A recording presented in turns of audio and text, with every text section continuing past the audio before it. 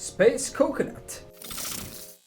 Okay, so they're removing bloodlust for the weekend, and it should have begun when this video goes live. Today we're going to talk about this and what their statement actually says, and why everyone should probably be worried in one way or another. Before I get into it, sub if you're new and hit the bell if you don't want to miss any videos in the future. If you ever want to discuss anything you see in my videos, follow me on Twitch where I'm live every Saturday with random streams during the week.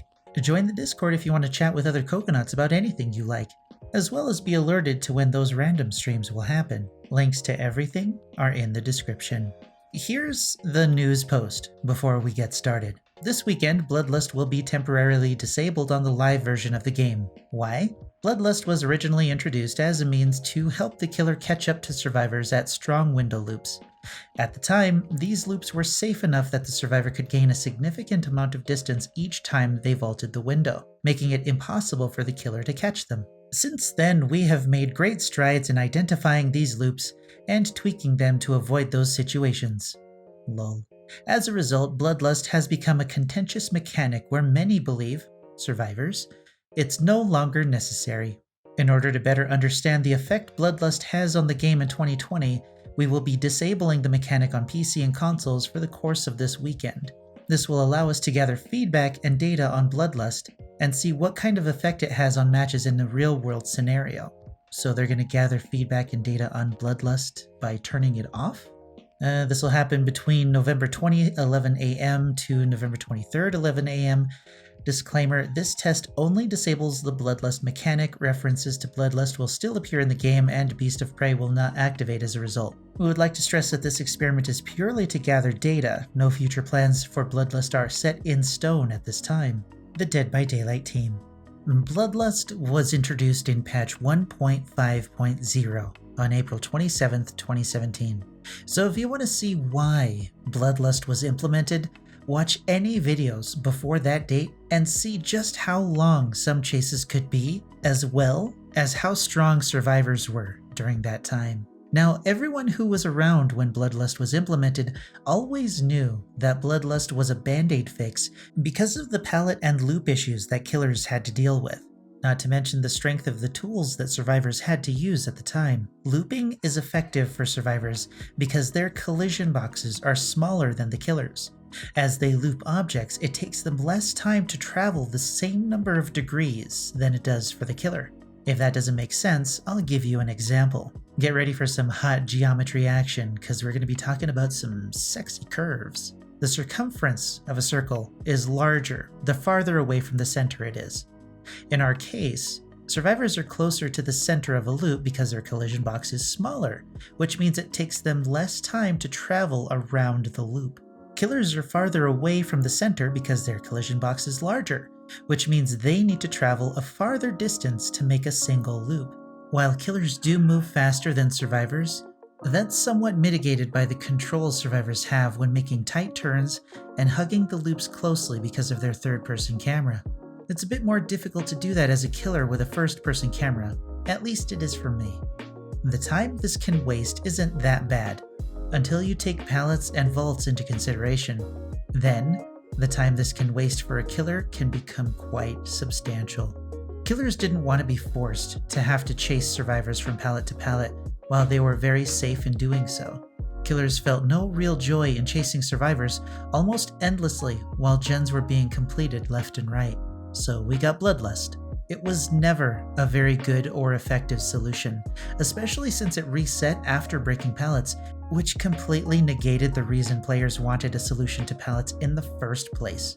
Certainly a very behavior thing to do. There were many calls before then to fix the infinites, to fix the pallet spawns, and to fix the speed of generators, and a quick look at the game today will tell you just how well those issues have been resolved. While infinites don't technically exist, they don't need to actually be infinite.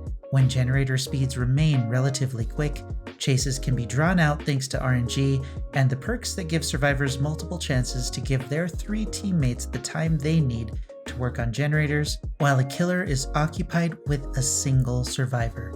Time is the single most important resource a killer has, and the control of that resource sits firmly in the hands of the survivor role.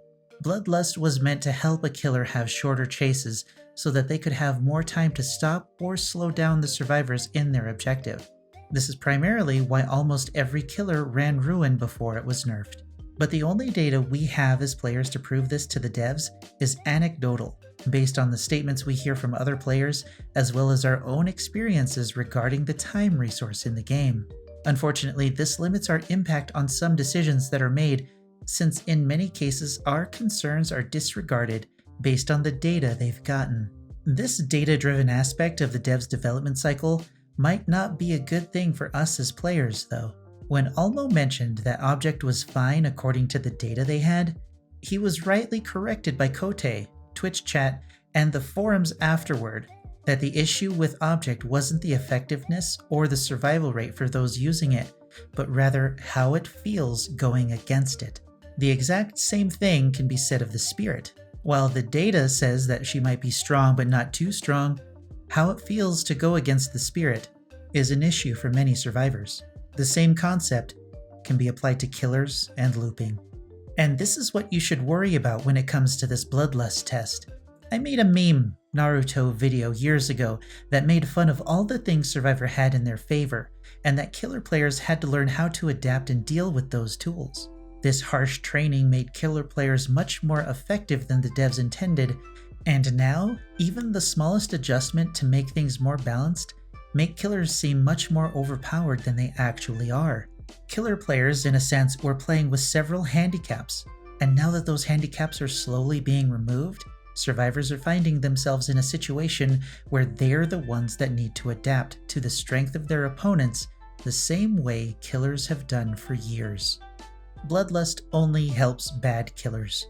Bad survivors who don't know how to deal with bloodlust feel that it's too strong of a mechanic and should be removed. Good killers rarely rely on bloodlust because good survivors know how to break line of sight, drop chase in the middle of a loop, and force killers to break a pallet to reset bloodlust. These four distinct group of players are what are going to dictate what data the devs are going to get over the weekend. So let me ask you something. What group of players represent the largest percent of the community right now? Bad killers who need bloodlust? Bad survivors who can't deal with bloodlust? Good killers who don't need bloodlust? And good survivors who can deal with bloodlust? If you answered bad survivors who can't deal with bloodlust, then we're thinking the same thing. The bulk of data the devs are going to get are going to be from that group of players. Even if we can guess where the bulk of the data will come from, we have no idea what that data is going to be, how it's going to be parsed, or what particular aspect of the mechanic they're looking to analyze. We don't know how they're taking the current maps into account, the meta for both sides, or a myriad of other things that bloodlust would affect. I don't know how they're going to use the data they gather, but if Almo's statement on Object is any indication, we're probably going to hear three things. Bloodlust had little effect on the chases in a specific group of matches, like red ranks and non-red ranks. Bloodlust will be removed to help the survivor player experience, and changes to maps like breakable walls and tile adjustments will be the primary way the issues with long chases will be dealt with in the future. Listen, devs. Data isn't going to tell you how some aspects of looping feel to deal with. It's also not going to tell you how it feels when a chase goes for too long and you hear gens popping as you go. It clearly doesn't tell you how it feels to find out you have an object user in the match. Bloodlust was always a band-aid fix for a bigger problem, and I'm glad you're looking into it.